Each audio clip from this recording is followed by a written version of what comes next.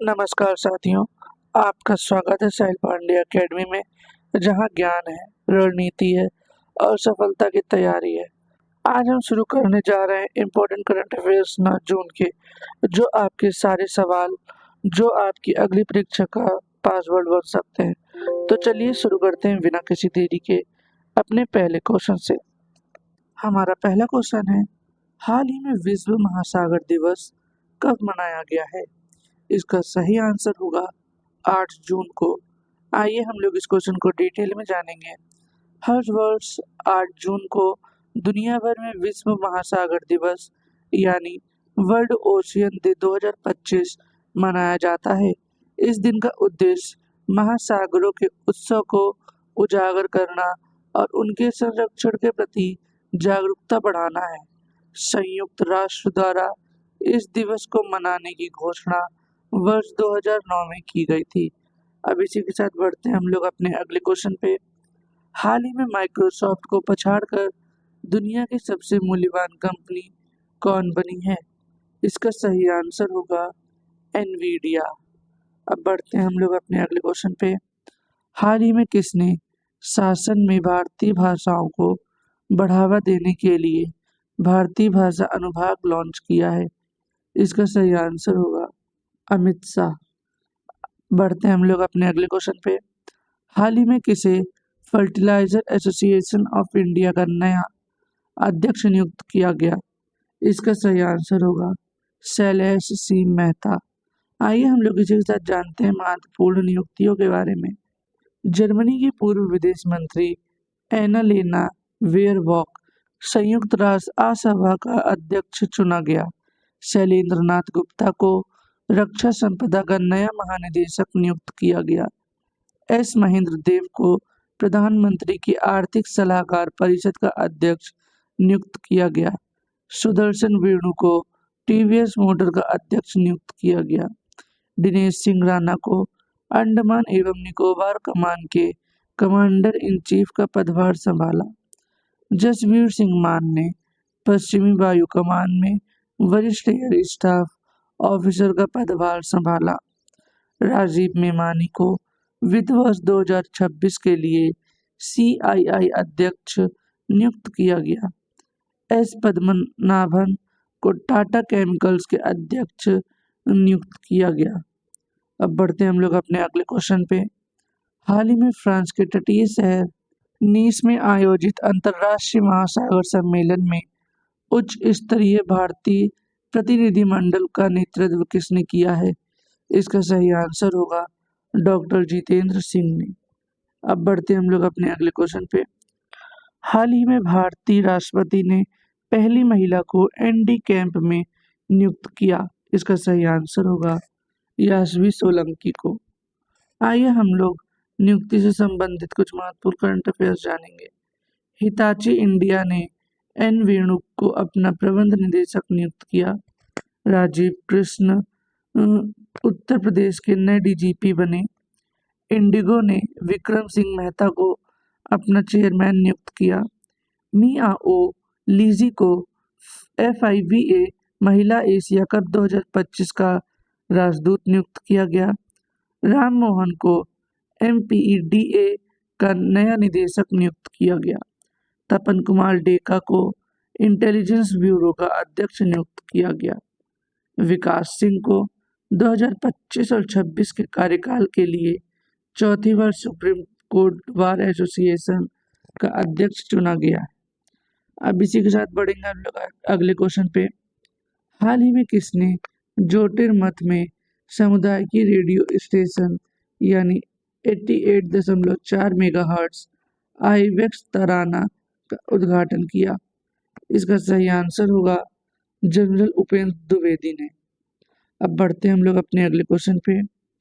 हाल ही में किस राज्य में ग्रेटर फ्लेमिंग अभयारण्य स्थापित किया गया है? इसका सही आंसर होगा तमिलनाडु। आइए हम लोग इस क्वेश्चन को डिटेल में जानेंगे।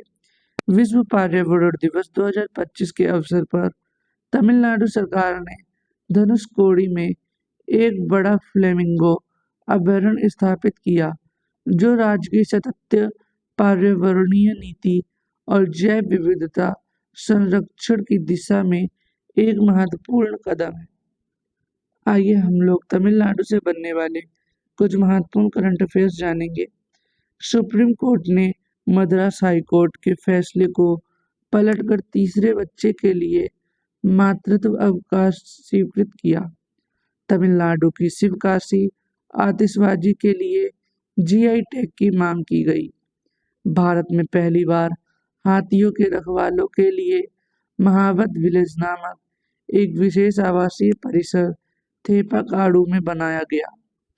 ऑटोमेटिव और हथियार प्रणाली परीक्षण केंद्र का उद्घाटन चेन्नई में किया गया। तमिलनाडु के LR श्रीहरि 86वें भारतीय शतरंज ग्रैंड मास्टर बने। तमिलनाडु सरकार ने सततता को मजबूत करने के लिए उच्च स्तरीय समिति का गठन किया। एशिया के पहले vertical lift Spain railway bridge यानी नए पंबन ब्रिज का उद्घाटन तमिलनाडु में हुआ। इसी के साथ बढ़ेंगे आप लोग अगले क्वेश्चन पे। हाल ही में किस स्थान पर राष्ट्रपति द्रौपदी मुर्मू ने अंग्रेजी, हिंदी, उर्दू, भूती और पुर्गी को आधिकारिक भाषा के रूप में नामित किया? इसका सही आंसर होगा लद्दाख। आइए हम लोग लद्दाख से बनने वाले कुछ महत्वपूर्ण करंट अफेयर्स जानेंगे। खुबानी उत्सव 2025 का आयोजन लद्दाख में किया गया। बटालिक क्रिकेट लीग 2025 का आयोजन लद्दाख में किया गया। माधो नागराम के नाम से जाने जाने वाला वार्षिक मठवासी उत्सव लद्दाख में शुरू हुआ। खेलो इंडिया विंटर गेम्स 2025 लद्दाख में शुरू हुए। विश्व का पहला हाई एल्टीट्यूड वाला पैरा स्पोर्ट सेंटर लेह में स्थापित किया जाएगा। लद्दाख में वार्षिक शुभला महोत्सव मनाया गया। मोदी सरकार ने लद्दाख में 5 नए जिले बनाने की घोषणा की। गृह मंत्री अमित शाह के मुताबिक लद्दाख में 5 नए जिले जस्कर, द्रास, साम, नुब्रा और चांगथांग बनाए जाएंगे। तो इसी के साथ बढ़ते हैं हम लोग अपने अगले क्वेश्चन पे। हाल ही में प्रसिद्ध फुटबॉलर डेविड बेकहैम को किस देश के द्वारा नाइट की उपाधि दी जाएगी? इसका सही आंसर होगा इंग्लैंड। आइए हम लोग पुरस्कार से संबंधित कुछ महत्वपूर्ण करंट अफेयर्स जानते हैं। सुद्रुरु जग्गी वासुदेव को कनाडा इंडिया फाउंडेशन से global Indian of the year सम्मान मिला। ओपल सुचाता ने मिस वर्ल्ड 2025 का खिताब जीता। सेरेना विलियम्स को 2025 के लिए princess of Australia sports award से सम्मानित किया गया। कुमार मंगलम वीडला को USISPF ग्लोबल लीडरशिप अवार्ड 2025 से सम्मानित किया गया। AMA पुरस्कार जीतने वाली पहली भारतीय मूल की संगीतकार राजा कुमारी बनी। भारतीय लेखिका बानू मुश्ताक ने अंतर्राष्ट्रीय बुकर पुरस्कार जीता। गुलजार और राम भद्राचार्य को 58वें ज्ञानपीठ पुरस्कार प्रदान किया गया। विश्व न्यायवादी संघ से सम्मान पदक पाने वाले भारतीय वकील भुवन रिबू बने हैं। अब बढ़ते हम लोग अपने अगले क्वेश्चन पे। हाल ही में किस राज्य सरकार द्वारा महिलाओं को फैक्ट्रियों में रात्रि पाली में काम करने संबंधी विधेयक को मंजूरी दी गई? इसका सही आंसर होगा आंध्र प्रदेश। आइए हम लोग आंध्र प्रदेश से बनने वाले कुछ महत्वपूर्ण करंट अफेयर्स जानेंगे। आंध्र प्रदेश सरकार ने एक परिवार को एक उद्यमी अभियान शुरू किया। आंध्र प्रदेश सरकार ने रक्षा कर्मियों को संपत्ति कर में छूट दी। आंध्र प्रदेश के मुख्यमंत्री ने 10 MSME पार्कों का उद्घाटन किया। भारत का पहला क्वांटम कंप्यूटिंग गांव अमरावती में स्थापित होगा। आंध्र प्रदेश के मुख्यमंत्री ने शून्य गरीबी यानी P4 की पहल का शुभारंभ किया है। स्वतंत्रता सेनानी P श्रीमुल्लू की 58 फीट ऊंची प्रतिमा अमरावती में स्थापित की जाएगी। आंध्र प्रदेश के मुख्यमंत्री तिरुपति में 1000 करोड़ के हरित हाइड्रोजन संयंत्र का उद्घाटन किया गया। व्हाट्सएप आधारित वन मित्र आंध्र प्रदेश में 161 सरकारी सेवाएं उपलब्ध कराएगा। अब बढ़ते हैं हम लोग अपने अगले क्वेश्चन पे। हाल ही में किस राज्य की रोहिणी ग्राम पंचायत ने ई गवर्नेंस पुरस्कार 2025 के तहत डिजिटल गवर्नेंस श्रेणी में स्वर्ण पदक जीता है? इसका सही आंसर होगा महाराष्ट्र। आइए हम लोग इस क्वेश्चन को डिटेल में जानेंगे। डिजिटल नवाचार के लिए धुले महाराष्ट्र की रोहिणी ग्राम पंचायत स्वर्ण पुरस्कार और त्रिपुरा की पश्चिमी मजलीसपुर ग्राम पंचायत को रजत पुरस्कार मिला। आइए हम लोग इसी के साथ जानते हैं महाराष्ट्र से बनने वाले कुछ महत्वपूर्ण करंट अफेयर्स। महाराष्ट्र में पहली कक्षा में विद्यार्थियों के लिए बुनियादी सैन्य परीक्षण शुरू किया गया जाएगा। महाराष्ट्र सरकार ने खरीफ सीजन से पहले महाविस्तार ऐप लॉन्च किया। सुप्रीम कोर्ट ने महाराष्ट्र की झड़ुप्पी जंगलों को वन भूमि घोषित किया। महाराष्ट्र ने लॉजिस्टिक पार्क के लिए ब्लैक स्टोन के साथ समझौता किया। 7वें खेलो इंडिया यूथ गेम्स 2025 की पदक तालिका में महाराष्ट्र शीर्ष पर रहा है। महाराष्ट्र सरकार ने कृत्रिम रेत के उपयोग को बढ़ावा देने के लिए नीति शुरू की। केयर एज राज्य रैंकिंग 2025 में महाराष्ट्र शीर्ष पर रहा। महाराष्ट्र सरकार ने पिंक ई रिक्शा योजना शुरू की है। अब बढ़ते हम लोग अपने अगले क्वेश्चन पे। हाल ही में दाजी पार्सीकर का निधन हुआ, वे कौन थे? इसका सही आंसर होगा लेखक। आइए हम लोग इस क्वेश्चन को डिटेल में जानेंगे। भारतीय महाकाव्य के गहन ज्ञान और मराठी साहित्य में योगदान के लिए जाने जाने वाले प्रख्यात विद्वान और लेखक दाजी पार्सीकर का संक्षिप्त बीमारी के बाद महाराष्ट्र के थाने में उनके आवास पर निधन हो गया। अब बढ़ते हैं हम लोग अपने अगले क्वेश्चन पे।